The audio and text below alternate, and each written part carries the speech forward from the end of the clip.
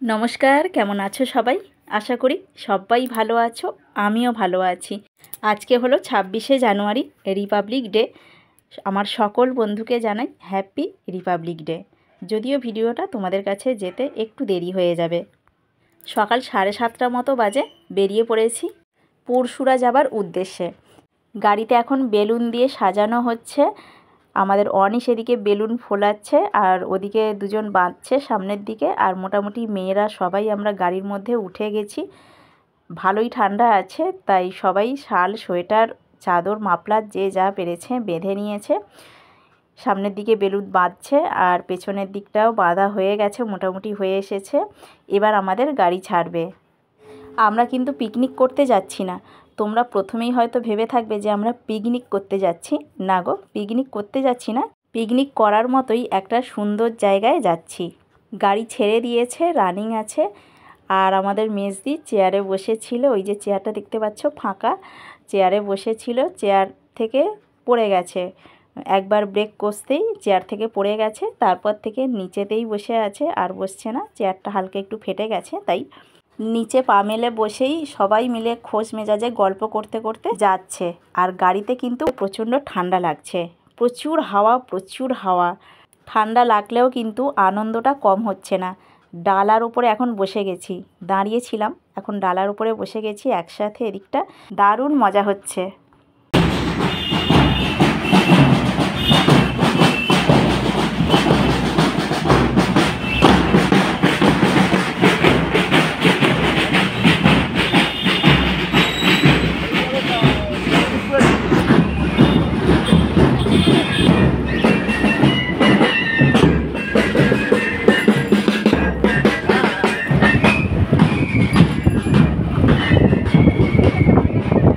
দাসনগর থেকে CTI road ধরে কোনা হাই রোডে বেরিয়ে একসরা, বলুহাটি এ সমস্ত পার করে শিয়াখালা লাইন ধরে আমরা এখন আছি হাই রোডে। হাই রোডে গাড়ি নিজের আপন গতিতে ছুটে চলেছে। আর তার সাথে সাথে এখানে মাথায় সবাই বেষ্টি করে চাপা দিয়ে নিজের মতো করে মনের মতো খোশ মেজাজে গল্প করছে। করতে করতে বেশ অনেকটা রাস্তা আমরা চলে এসেছি। গায়ে রোদ্দুরটা ভালো মতোই লাগছে। লাগলে কি হবে, খোলা প্রকৃতি, চারিদিকে গাছপালা আর ফাঁকা জায়গা, তার মধ্যে গাড়ি দৌড়চ্ছে, হাওয়াতে প্রচণ্ড ঠান্ডা লাগছে। রোদ্দুর তো গায়ে বোঝাই যাচ্ছে না। এদিক দিয়ে প্রথমবার আমি যাচ্ছি, আগে কখনো যাইনি।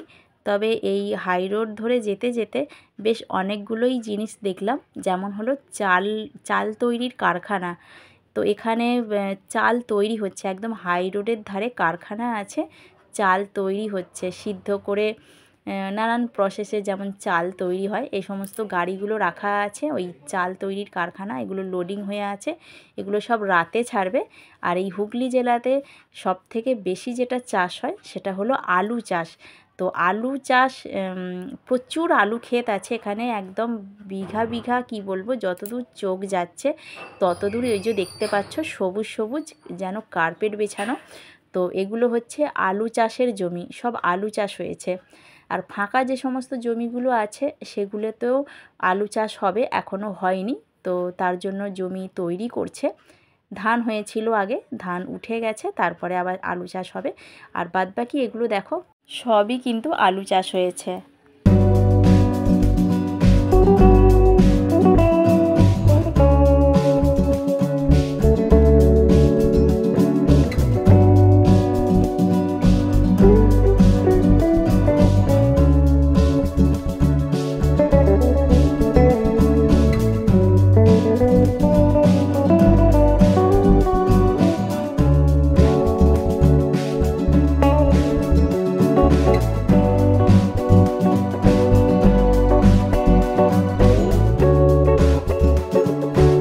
ঘন্টা দেড়েকের মতো রাস্তা পার করে চলে এসেছি। এসে একটা জায়গায় গাড়ি দাঁড় করিয়েছে।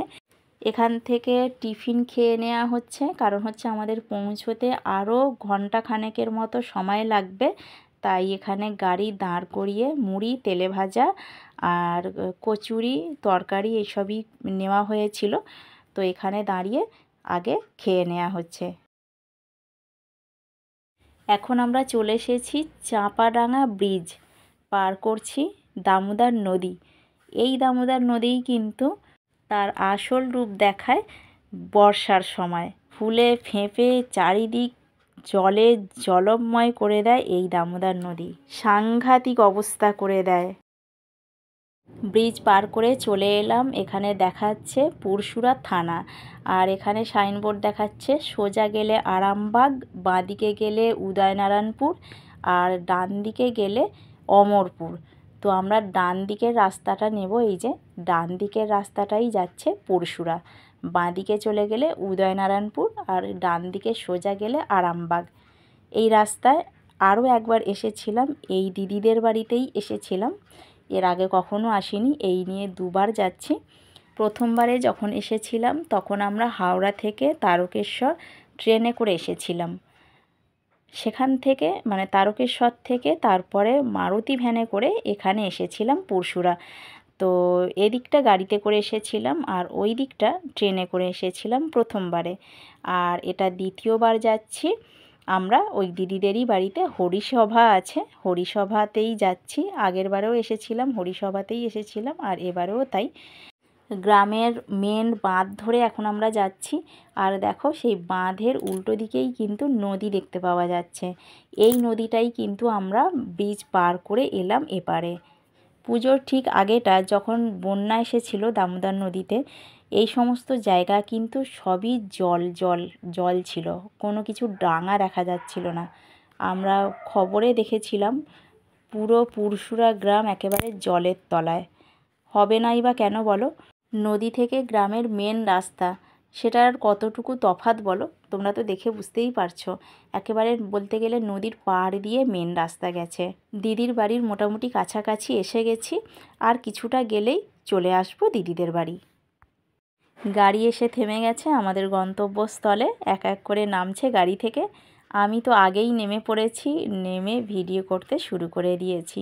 জায়গাটা দেখো কত সুন্দর, গ্রাম থেকেই কিন্তু জমি দেখা যাচ্ছে, চাষের জমি, আর দূরে রেল লাইনও আছে।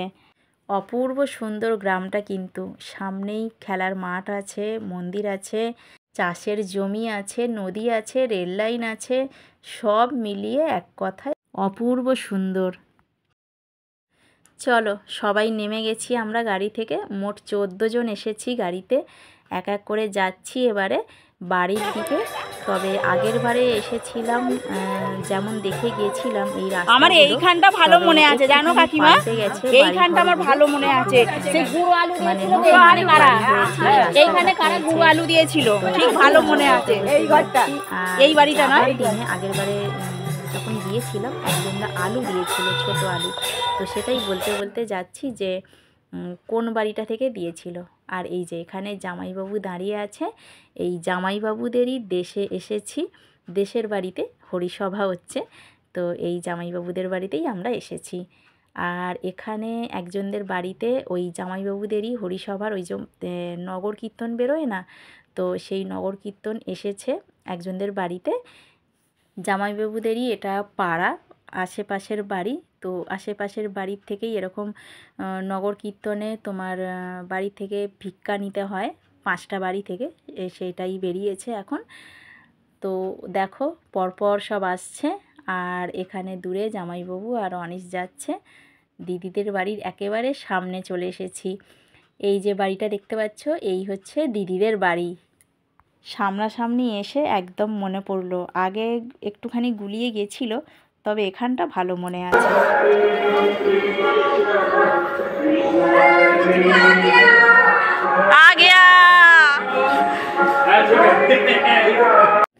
এই হচ্ছে দিদি, এই দিদিদের বাড়িতেই এসেছি। আগে তো জামাইবাবুকে দেখালাম, দিদি আর জামাইবাবু দুজনকেই দেখে নিলে তোমরা। এই দিদিদের বাড়িতেই এসেছি হরিসভাতে।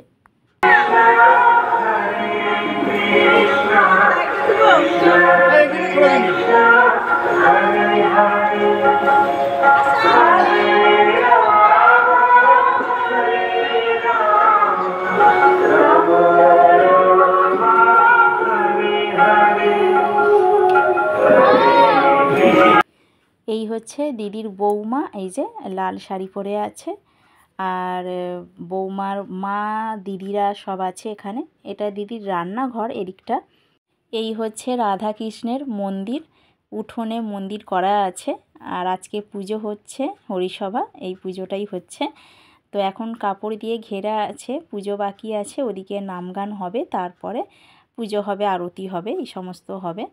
এদিকটাতে প্যান্ডেল করে সুন্দর করে সাজানো আছে ফুল টুল দিয়ে, এখানে হরিনাম হবে।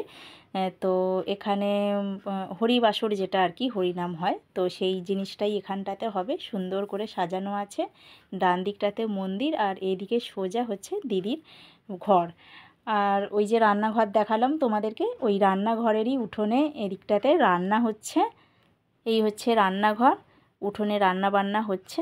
মোটামুটি এদিকটা তোমাদের দেখিয়ে দিলাম, ওদিকটাও যাব পরে দেখাতে, এদিকটা আগে দেখিয়ে দিই। আর এই হচ্ছে দিদিদের বাথরুমের জায়গাটা, দুটো পরপর বাথরুম আছে। আর এই যে সামনেই মন্দির আছে উঠোনে। মোটামুটি এদিকটা দেখিয়ে দিলাম পুরোটা।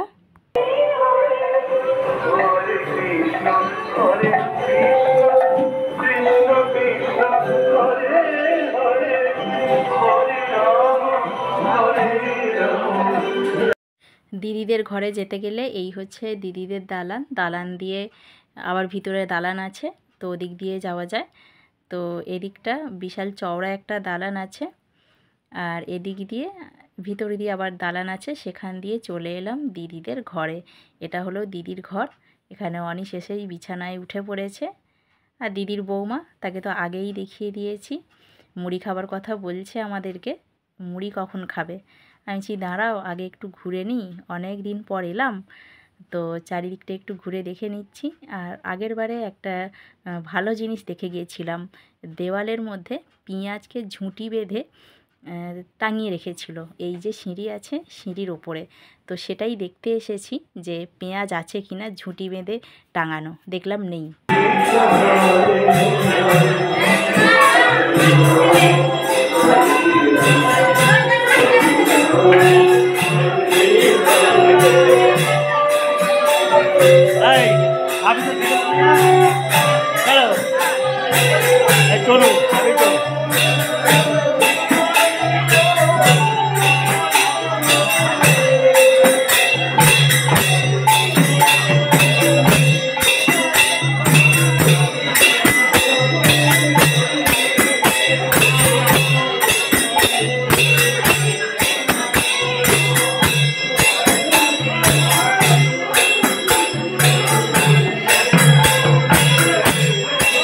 ওদিকে নগর কীর্তন করে চলে এসেছে, আর এদিকে দিদি আমাদের সবাইকে আবার খেতে বসিয়ে দিয়েছে জোর করে। কেউ খাবো না বলছিলাম, তারপরেও আবার জোর করে খেতে বসিয়ে দিয়েছে, মুড়ি ঘুগনি আর হচ্ছে বোঁদে।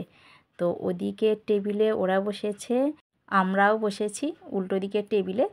তো আলোটা কেন এরকম হচ্ছে তোমাদেরকে একটু বলে দিই, যে লাইটটা কেন এরকম হচ্ছে। আসলে এটা উঠোন, ফাঁকা জায়গা, এর উপরে ত্রিপল দিয়ে ছেয়েছে, তো ত্রিপলের কালারটার জন্যই এরকম কালারটা হয়ে গেছে।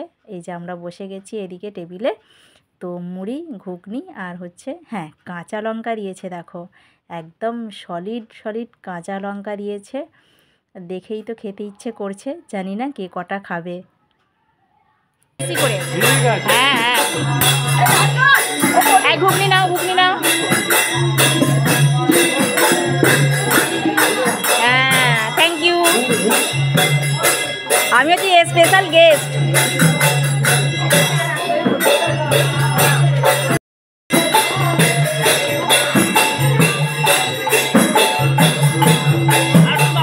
পেটে সব কি আছে রে?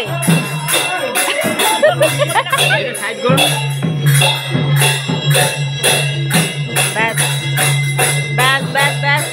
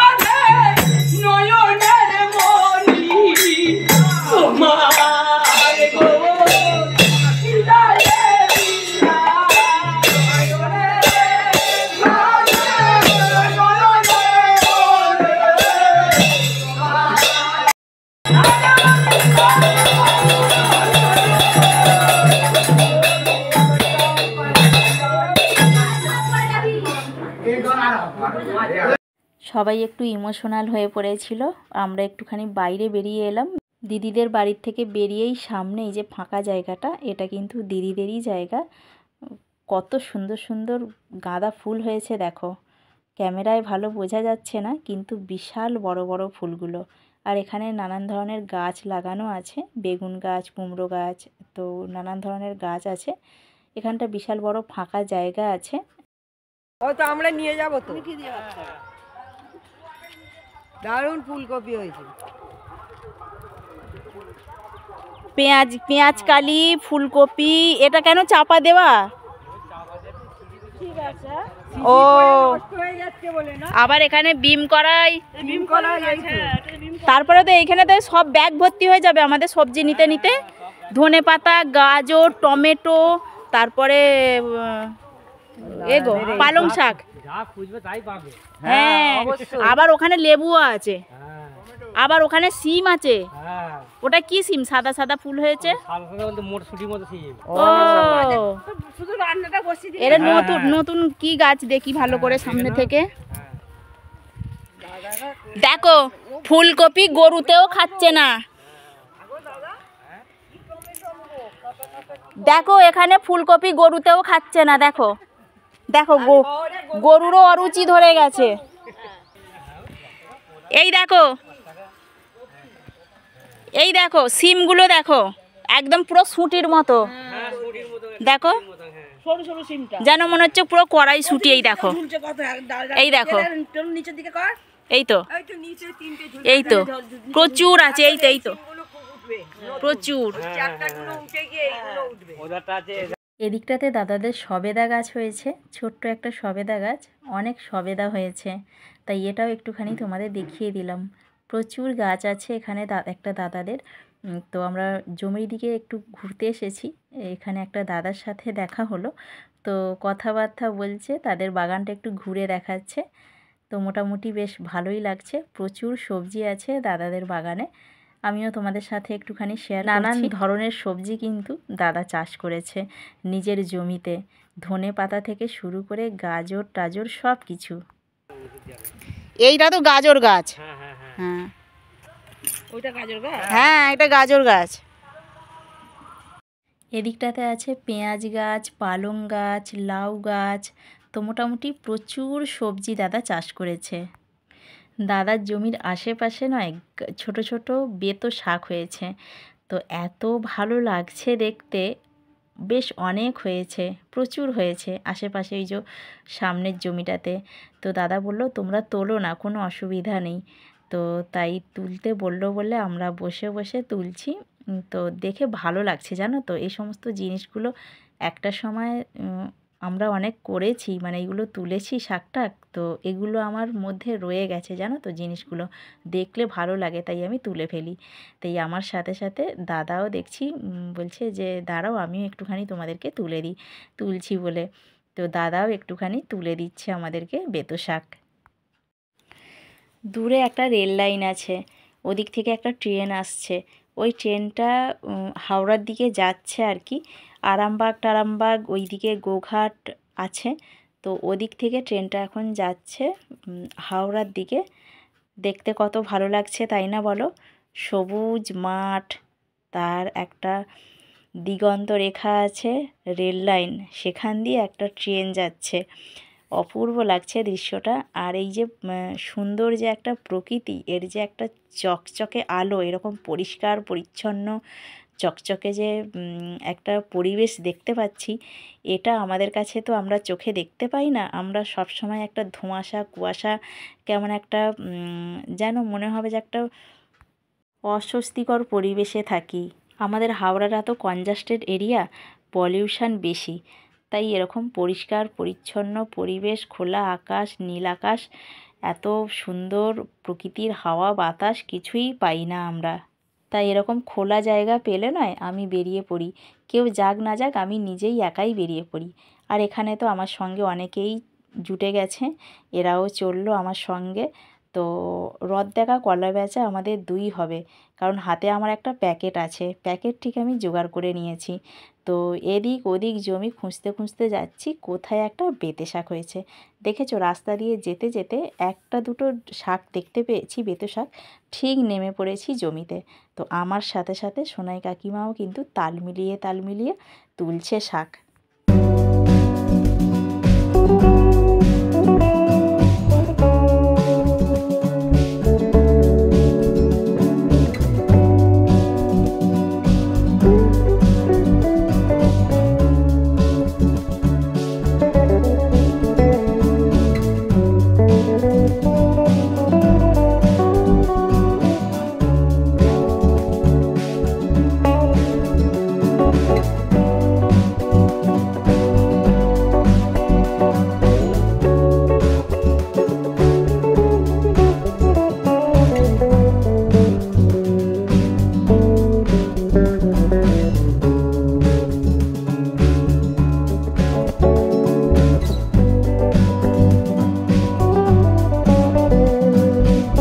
মাঠে মাঠে রোদ্দুরে ঘুরে ঘুরে শাক তুলে আমরা এখন ক্লান্ত, তাই একটা ছাওয়া জায়গা দেখে দাঁড়িয়ে আছি। আর এখানে একজনদের সবজি চাষ হয়েছে রাস্তার ধারে, ওই সবজিগুলোকে সবাই একবার করে হাত দিয়ে দিয়ে দেখছে। তো ওই নিয়েই আমাদের হাসাহাসি চলছে।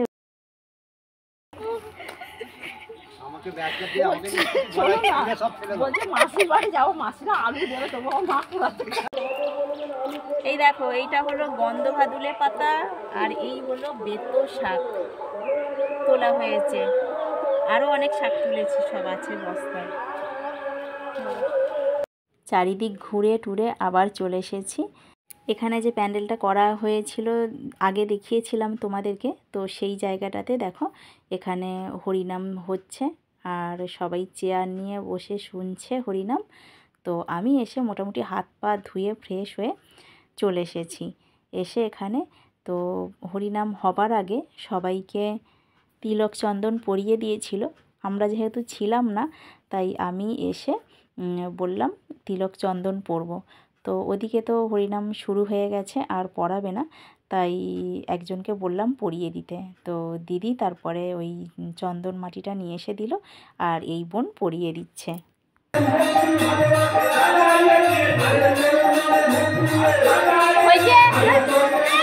আমার পিছনে যে একটা দিদিভাইকে দেখতে পাচ্ছ, মুখটা দেখা যাচ্ছে না, একটু পরে দেখা যাবে। তো এই দিদিভাই আমার ভিডিওতে আসার জন্য, মুখটা দেখাবার জন্য ছটপট করছে যাতে আমি আসতে পারি। ওই দেখো কত আনন্দ হচ্ছে। তো ভিডিও করি জানার পরে ইচ্ছে হলো, তাই নিজে থেকে ফোনের সামনে এসে জানে ভিডিও হচ্ছে, তো চলে এসেছে। নিজেকে ভিডিওতে একটুখানি দেখা যাবে সেই আনন্দে। এটা আমার কাছে অনেক বড় পাওয়া। এমনও সময় গেছে আমার ইউটিউব জীবনে যে অনেকেই ভিডিওতে আসতে চায় না, কিন্তু এসে গেছে কোনো কারণবশত। ভিডিওতে তাদের মুখের এক্সপ্রেশন বলে দিয়েছে যে তারা পছন্দ করে কি না। হয়তো মুখে অনেক সময় অনেকে কিছু বলতে পারে না, কিন্তু মুখের এক্সপ্রেশন বলে দেয়। এই দিদি কিন্তু কোনো সময় মানে বলে না যে আমার ভিডিও করবে না বা আমাকে ভিডিওতে নেবে না, বরঞ্চ মনে মনে খুশিই হয় ভিডিওতে দেখা গেলে। কারণ হচ্ছে একটা নিমন্ত্রণ বাড়িতে গিয়ে আমি বুঝেছিলাম, নেমন্তন্ন বাড়ি, সেখানে দিদির ছবি উঠেছিল, বৌমার ছবি উঠেছিল, কিন্তু জামাইবাবুর ছবি ওঠেনি বলে, ভিডিওতে ওঠেনি বলে আমাকে বলেছিল যে সবাইকে দেখা গেল, জামাইবাবুকে দেখা যায়নি। সেদিন যে মনে মনে কতটা আনন্দ পেয়েছিলাম সেটা একমাত্র আমিই জানি, যে তার মানে আমার ভিডিওতে আসতে চায়। এটাই আমার কাছে অনেক বড় পাওয়া, যে যারা আমার ভিডিওতে আসতে চাইছে সত্যি মানে আমাকে তারা খুব খুব খুব ভালোবাসে। মেজদিও বাকি ছিল তিলক চন্দন পরার জন্য, তো পরপর এবারে ও অনেকগুলো কন্ট্যাক্ট পেয়ে গেল এই বোন তিলক চন্দন পরিয়ে দেওয়ার জন্য। ও কিন্তু প্রথমে বলেছিল আমি পরাতে পারি না। আমি বললাম যাই হোক করে তুমি চেষ্টা করো। যাই হোক চেষ্টা করেছে, ভালোই করেছে, মেজদিটাও ভালো করেছে। ওখানে ওদিকে নাম সংকীর্তন চলছে, আর এদিকে যাদের যাদের তিলক পরানো ছিল না তাদেরকে ওই বোন কিন্তু একটা একটা করে সকলকেই তিলক পরিয়ে যাচ্ছে। অনেকক্ষণ থেকে ওই যে কাজটা প্রথম আমার করেছে, তারপর থেকে কিন্তু যেই দেখছে সেই বলছে আমাকে একটু পরিয়ে দাও। তো আমি বললাম যে এর চোখগুলো খুব সুন্দর। ইতিমধ্যেই কুম্ভ মেলায় একজন মোনালিসা আছে, তার ভিডিও ভাইরাল হয়েছে। চোখটা তার মতো অনেকটা মিল আছে। তো সেই কথাই আমি বলছিলাম, ওই নিয়েই কথা চলছে, তো সেজন্যই মেয়েটা হাসলো। এদিক থেকে দাঁড়িয়ে দাঁড়িয়ে আমি ভিডিও করছি, অনেকেই দেখছে। আর এই দিদি তো সবাইকে বলেছে ও ইউটিউবে ভিডিও করছে, ওর চ্যানেল আছে, আমাকে আবার চ্যানেলের নাম জিজ্ঞাসা করছে। আর অনেকেরই ইচ্ছে হচ্ছে ভিডিওতে দেখা যাবে, ভিডিওতে দেখব, তাই ডাকাডাকি করছে, এই দেখো ভিডিও করো, ভিডিও করো, ভিডিও তোলো। এটা যে আমার কত বড় আনন্দ হচ্ছে সে মাত্র আমিই জানি, আর কাউকে আমি বলে বোঝাতে পারবো না। আমার কাছেও এগুলো সারা জীবন স্মৃতি হয়ে থেকে যাবে। জীবনে আর কীই বা আছে বলো, এই পৃথিবীতে যে কটা দিন বেঁচে আছি এই রকমভাবে যেন কাটিয়ে দিতে পারি, এর থেকে বেশি কিছু আমি আর চাই না।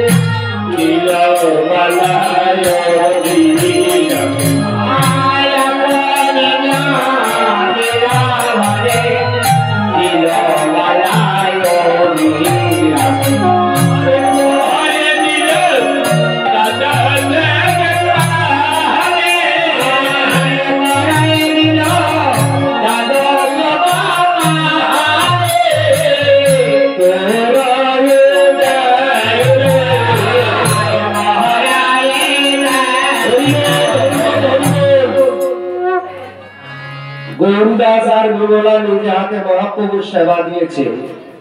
মনের মানুষ ঘরে পেয়েছে, মনের মতো করে সাজাবে। তাই বন থেকে কিছু ফল সংগ্রহ করি, সেই ফুলটা একটি টিনা সুতে মালা মনের মতো করে সাজাবে। বন থেকে ফুল সংগ্রহ করে একটা মালা গাচ্ছে, কেমন ভাবে না বলে উঠবে। আর গুনগুন করে কি যাবে বলছে, কি বলে উঠবে, বলে আমি বন কুসুমে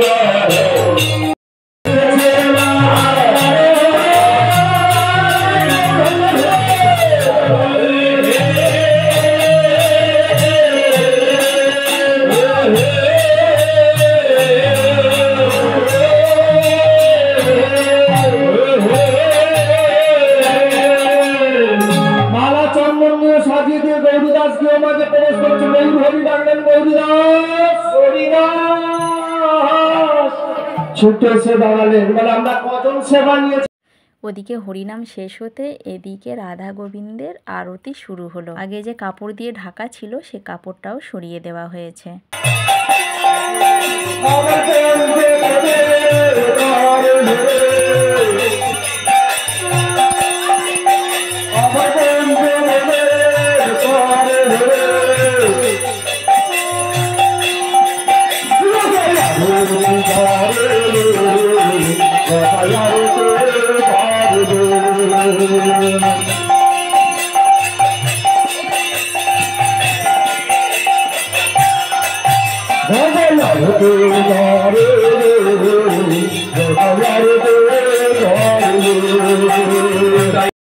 রাম শ্রী শ্যাম সুন্দর বিগ্রহ এসব সচন্দন গন্ধ পুষ্প পুষ্পাঞ্জলি শ্রীকৃষ্ণ চৈতন্য মহাপ্রভু গৌরবাণী ভো নমঃ।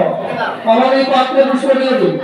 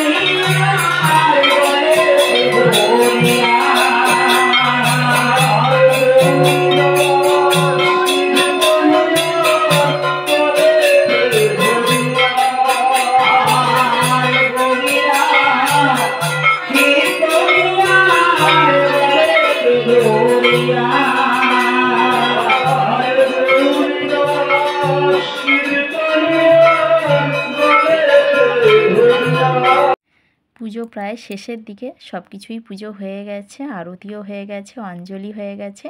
এবারে লাস্ট যেটা থাকে ওই দইয়ের হাঁড়িটা নিয়ে চারিদিকে মন্দিরের চারিদিকে আর কি ঘুরতে হয়, সকলে মিলে সেটাই এখন করছে। কটা পাক দিতে হয় জানি না, বেশ কয়েকটা পাক হয়ে গেছে। এরপরে দইয়ের ভাতটা ভাঙবে, ভাঙার পর সেই দধি গাদা সবাই মাখবে, তারপর কিন্তু হরিসভা শেষ হবে। তারপরে এখানে খাবার দাবারের ব্যবস্থা হয়েছে, সবাই বসে গেছে খেতে। এর সাথে সাথে আজকের ভিডিওটাও আমি এখানে শেষ করে দিচ্ছি। তোমাদের কেমন লাগলো তোমরা কিন্তু অবশ্যই কমেন্ট করে জানাবে। যদি ভালো লেগে থাকে তাহলে একটা লাইক করবে, আর আমার চ্যানেলে যারা নতুন বন্ধু আছো চ্যানেলটা সাবস্ক্রাইব করে আমার সঙ্গে থাকবে। আজকের মতো এখানেই শেষ।